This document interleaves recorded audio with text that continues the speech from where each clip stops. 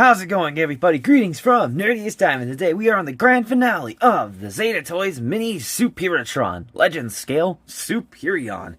Now, of course, we will not be going over transformation for this one, as we have already done that for all 5 members here.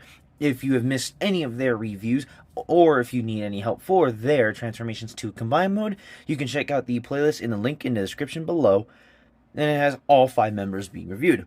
So, with that out of the way, let us get straight to Superion. Now, when I say I did show out the transformation, I actually did not show the combination, which is what we'll get to right now. So, starting with, let's bring the legs in. So, what you're going to do with the legs here is you push this panel back, like so, and that'll give you clearance for this slot and these connections that were used for the cockpit for this large T section, and it actually is quite secure. So you just slide it in like so, and then close the base of the jet, and it actually is a lot easier than just trying to slide the leg in. As you can see though, kind of loose, huh? Well, that's where these panels come in. As you can see, there are tabs, and they will go into the shoulders in robot mode, like so. And there you go. There you have the leg connections. The leg connection, and we actually put on the other leg first so I can be more attentive about it, like so. There we go. And yeah, just an incredible connection. Like, that is not going anywhere, nowhere, just incredible. Let's move up to the top floor. Top floor for the kings of the skies, please. Anyway, now for the shoulders and the arms. So what you're going to do is let's bring them around, and like their masterpiece version of this, which is literally just this but smaller, lift these panels up. They're not as big though, unfortunately. Now, one thing, I actually did check out Dr. Lockdown's review of this, not all of it, just some of it. One thing he actually thinks is a problem, but in reality he mistransformed, and that's completely on him, is the connection. So as you can see, we have a specifically shaped port for the shoulder joint and a slot for said joint. Now, the arm itself is shaped like this. You can see that do not think how Dr. Lockdown places it. It is not this place, it is not this shape, this octagon shape with the flat end on the back. It must face the way it is positioned. We're with Fireflight, so this flat end must face forward. You'll see why. Bring it forward. Bring it in. Now it's not going anywhere. Now, as you can see, that's a screw, and I'm genuinely afraid that will snap one day. That will shear completely off. I'm very afraid of that, but it has not done that in the months I've had them, thankfully. Now let's do it to the other side. Same thing, since left arm, the flat side must face forward. And bring it forward and close it. It's not the most secure thing, but it certainly helps. It is specifically designed for that, and I definitely like it. And last but not least, because we'll save it for later, never mind. Here we have Zeta Toys Mini SUPERITRON in combine mode. And yeah, he looks pretty damn awesome. I can't deny it. You want to know why, though? Maybe it's because he's not entirely based off of his garbage animation model. Oh, I will die on the hill saying Menasor not the worst looking combiner, because guess what? That exists. Oh, thank goodness someone said fuck that design and do this instead. I much appreciate it. Now, he's not the worst combiner design, don't get me wrong. He ain't that bad. No, Devastator exists to be the worst. But man, that guy was a close second, and they absolutely said no to that, which I greatly appreciate. Now, thankfully, I don't have to worry about getting close, because, oops, hold on, that was a little tight. I can just take the fucking head off. Here's Superion's head. Let's, very nicely done. This is the cartoon head right here. Where did I put it? There it is. This is the cartoon accurate combined mode head. Here, let's get the big boy out of here, so that way it could focus. we go. As I drop it, my apologies. There's the combined mode head. As you can see, metallic red paint done by yours truly, because I did not like the stock color for the visor. Nice color, but it wasn't vibrant enough. Gold paint done by myself. Yellow for the antenna. I don't like the yellow choice they used. It's not very pretty looking. And yeah, I do agree, though, there is a complaint that this guy has, and I 100% agree with it, is due to it cartoon accurate, yeah, it just stops. Back of it just stops. And here's the toy accurate / studio ox head. As you can see here, I don't know why the light just won't pick it up here. There we go. The original orangish tinted visor, chrome in the back, which is why it's actually glowing and normally wouldn't be this bright. Gold for the sides and the horns, or the antenna rather, done by myself because I actually like the gold on Superion's horns. I think they do look quite nice. Yep, and there's a full head. Now, of course, the complaint of this guy, the back of his head comes in. I much prefer the tune accurate jet mask face, or just the mask. Much prefer it. It looks way more powerful and intimidating and genuinely, like, a little more closer to the Jets by just giving him a, you know, a mask.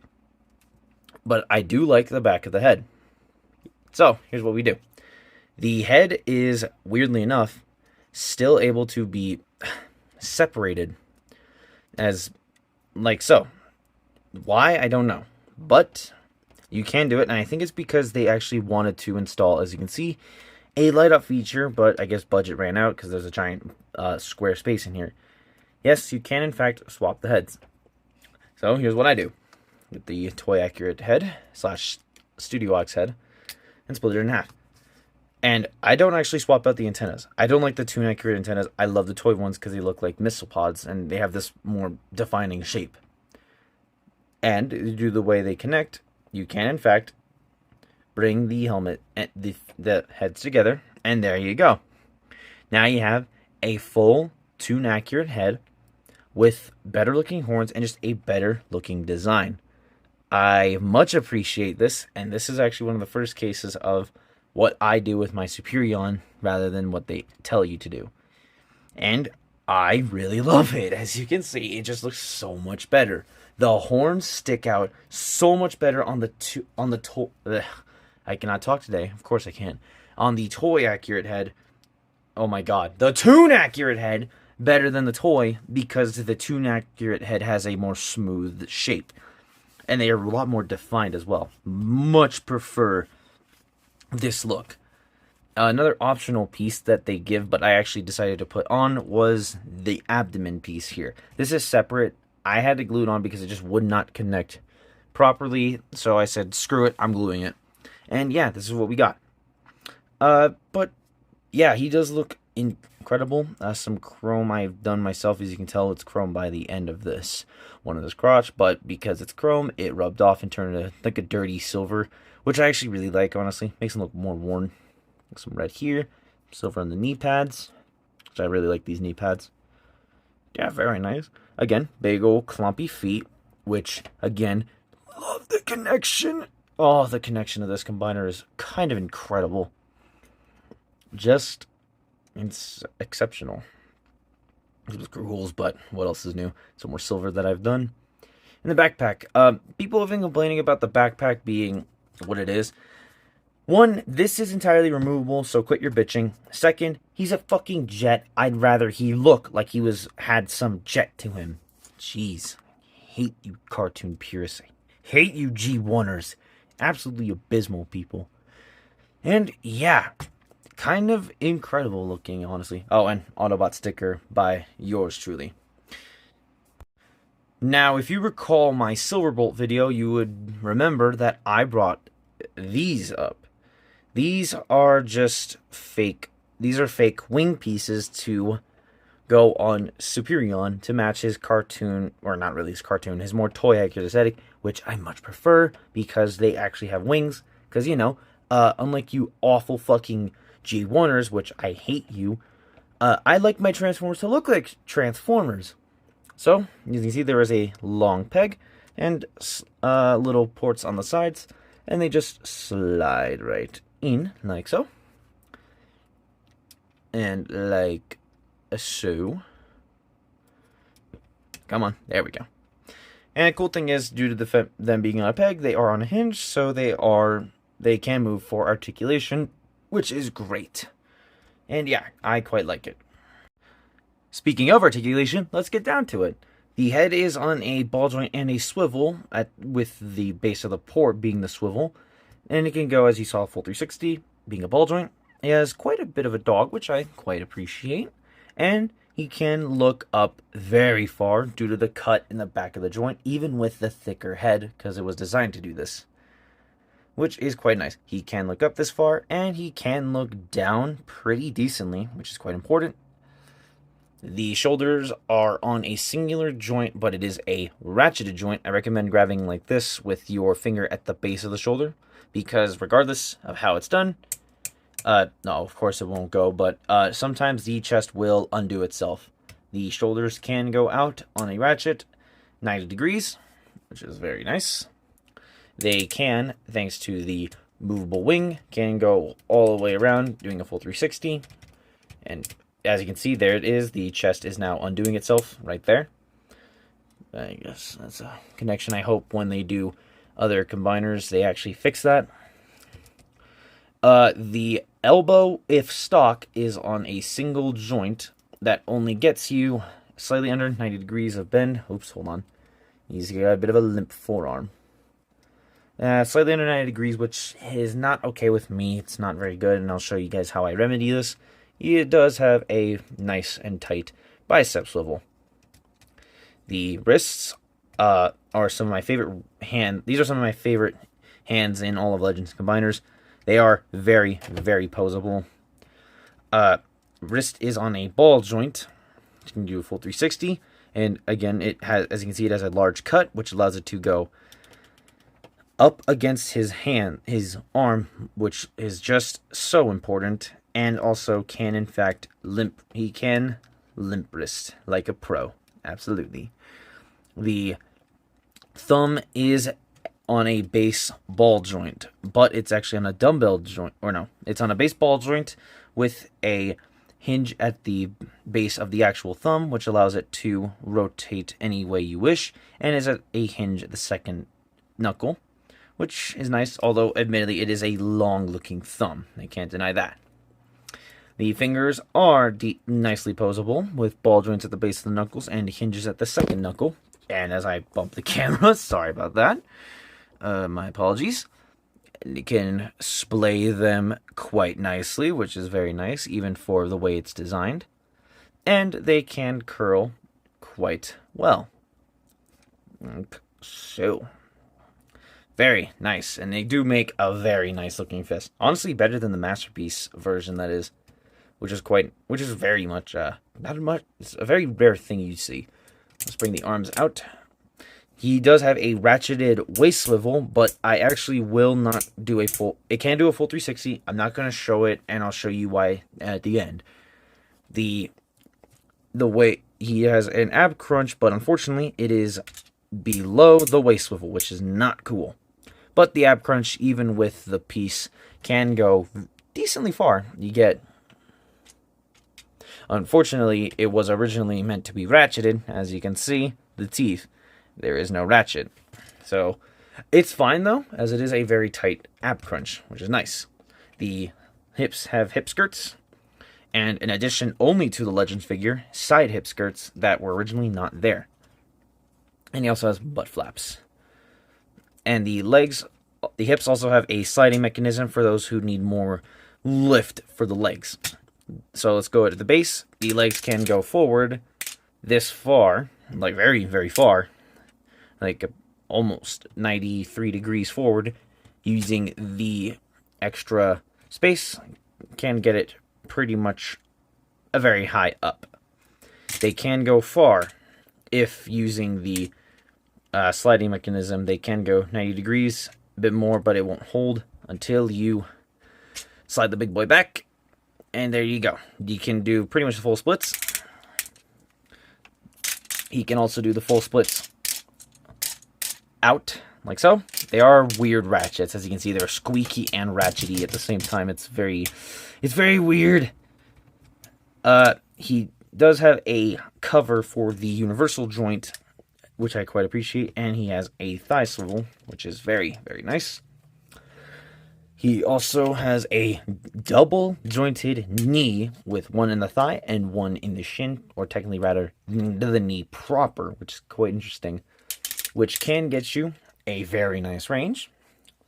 Preferably make sure you use the thigh knee joint for more, so that way it has more room around the nose cone.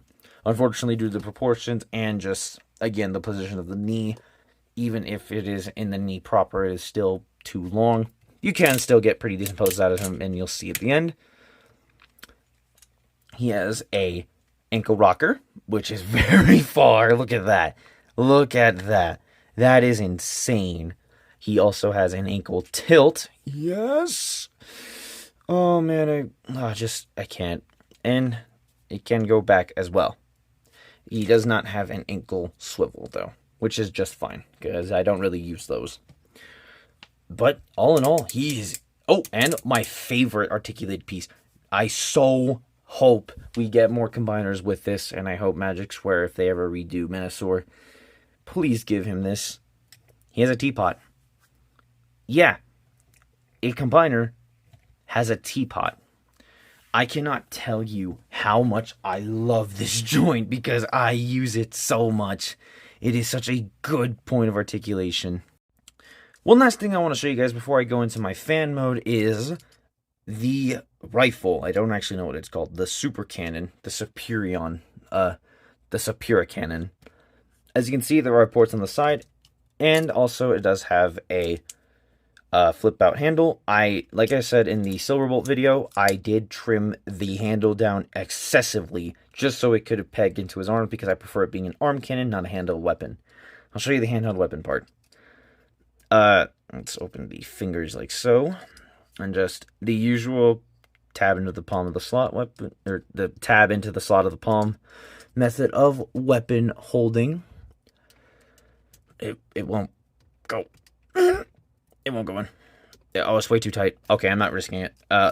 Just know he can hold it. It's very tight. That's way too tight, but he can hold it very nicely, very snugly.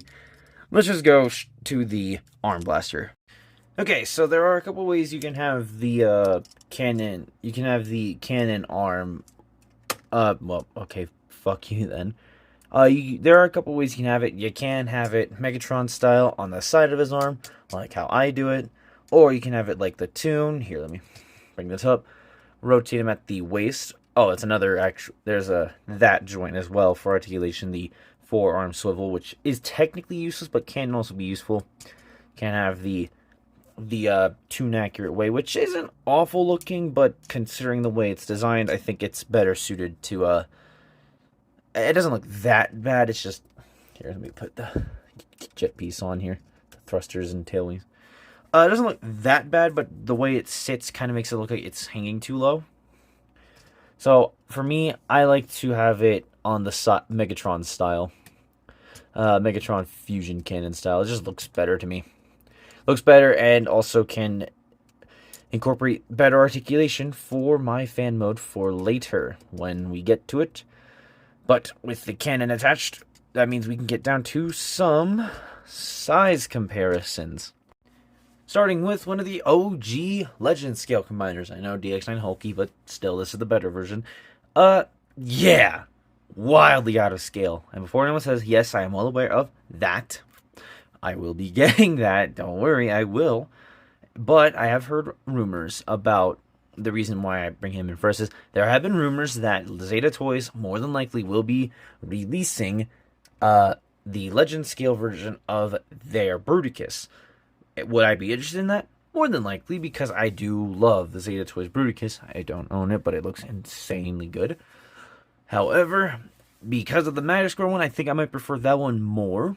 But let's see if Zeta Toys learns from this, if they make a better Bruticus at the Legend Scale. That's what they have to work with. But besides that, yeah, here you go. Yeah, wildly out of scale, I suggest waiting. If you don't want this version, I don't know why, it's amazing. Wait for the Magic Square one. Something from Chug as a baseline, that being Earthrise Optimus, even though it doesn't scale at all. There's a approximation. I believe he stands at about 9.5 inches tall. Definitely, he's under 10 inches tall, but he is about, I'd say, 9.5 to 9 inches tall. How about some Core Class? That being Core Class Optimus and Megatron. Yeah, I like the scale as the individual bots. I love the scale of this. Just intimidating and genuinely gigantic next to Superion. Quite impressive. And before I forget it, Iron Factory's Wheeljack, who stands at about the nipples of the Legbot. Pretty good scale with the big guy, but when you put in the Core Class Optimus, that's a different story entirely. But not terrible here. Core, Soundwave, and Shockwave, which doesn't look that bad if I'm being honest. I don't mind it at all. Very nice. And the Seeker so far, Thundercracker doesn't exist. I've seen it. It hasn't come out yet. Yeah, not terrible. Again, ignoring the glaring scale issues with the members, that is. Not terrible at all. Now, let's talk about fan mode, starting with the arms and the fucking thrusters falling off. So, what I like to do is I keep the crotch facing forward, like so, and I extend the legs, actually. That's right, I actually do use Combiner style design. However, I make sure that it's extended enough to at least give it about 90 degrees of bend, but not, which is, I would say, about here. Extend it to about here, and you practically have perfect articulation. Make sure the hip panels can be lifted up. One thing I do like to do also is with the wings. The wingtips I fold out because I like it to look more like the wings. Oops, that's upside down. Make sure that the wings are as parallel and the blasters as parallel to the forearm, like so. There we go. And bring that out. Another thing I like to do is I actually like bringing in their weapons. You can have it facing up because that's the only way it should go, but I like to point it down for extra artillery, just for the sake of, again, extra artillery for the combine mode, because I like the combiners having their weapons. But for the sake of storage, and so it stays on him, I will point it upward.